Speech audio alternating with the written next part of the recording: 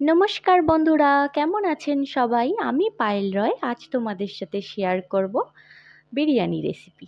ঘরোয়া উপায়ে সহজে কিভাবে বাড়িতেই বিরিয়ানি রান্না করা যায়, চলো শুরু করা যাক। প্রথমে আলুগুলোকে ভেজে নেব। আলুগুলোকে বড় বড় পিস রেখেছি, বিরিয়ানির আলুর যেমন পিস হয়, ঠিক আছে। তাতে একটু কাশ্মীরি লাল লঙ্কার গুঁড়ো দিয়ে আর একটু নুন, তারপরে আদা, একটু রসুন, প্রায় 1 চামচের মতো, খুবই কম দিয়ে ফ্রাই করে নেব ভালো করে। তো লাল লাল করে ভেজে নেওয়ার পরে আমি আলুগুলোকে তুলে নিচ্ছি। তারপর একটি কড়ায় সর্ষের তেল গরম করে গোটা গরম মশলাগুলো, তার সাথে শুকনো লঙ্কা, গোটা গোলমরিচ আর গোটা জিরে দিয়ে খানিকক্ষণ নেড়ে চেড়ে নেব। তারপরে দিলাম পেঁয়াজ। এবার দিচ্ছি আদা রসুন, খুব কম পরিমাণেই দিলাম, আর একটু লবণ দিয়ে নেড়ে চেড়ে নিলাম।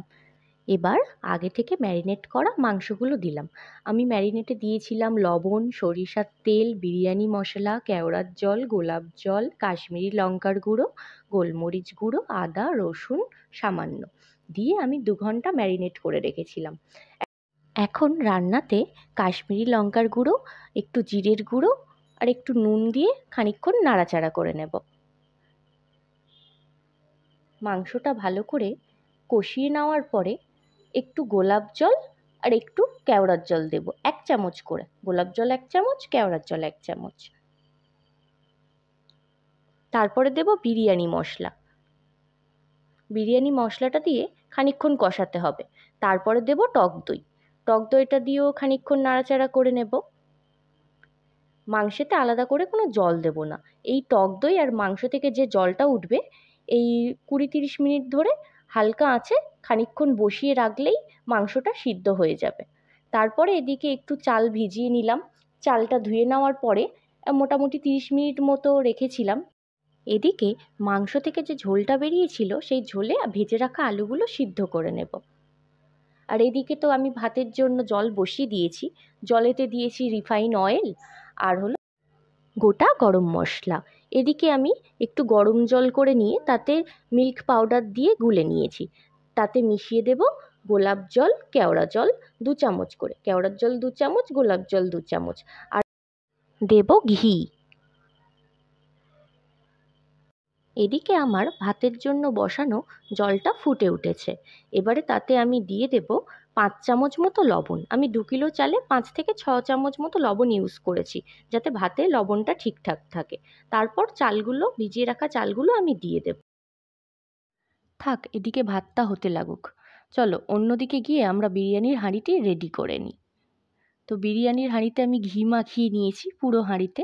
তারপর নিচের দিকে তেজপাতা বিছিয়ে দিলাম, যাতে মিডিলে আঁচটা লাগার ফলে ভাতগুলো জ্বলে না যায়। তারপরে চলো এক এক করে লেয়ারগুলো সাজিয়ে নিই। প্রথমে একটু বেশি করে ভাত দিয়ে দিয়েছি, তারপরে দিলাম পেঁয়াজ বেরেস্তাগুলো।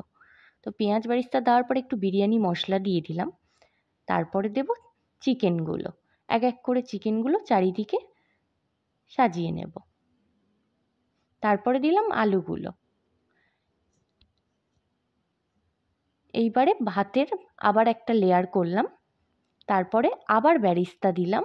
দেওয়ার পরে আবার একটু বিরিয়ানির মশলা দিলাম।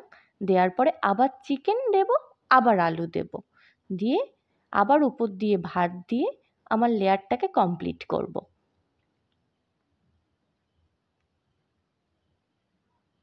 এবার আগে থেকে তৈরি করে রাখা মিল্ক পাউডার, আতর, গোলাপ জল, কেওড়া জল, ঘি, টোটাল পেস্টটা দিয়ে দেব।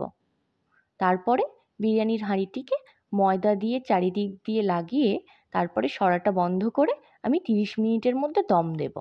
দম দেওয়ার পরে আমার বিরিয়ানিটা প্রায় হয়ে গেছে। তো আমি হাঁড়ির সরাটা খুললাম, খুলে একটু ঘি দিলাম।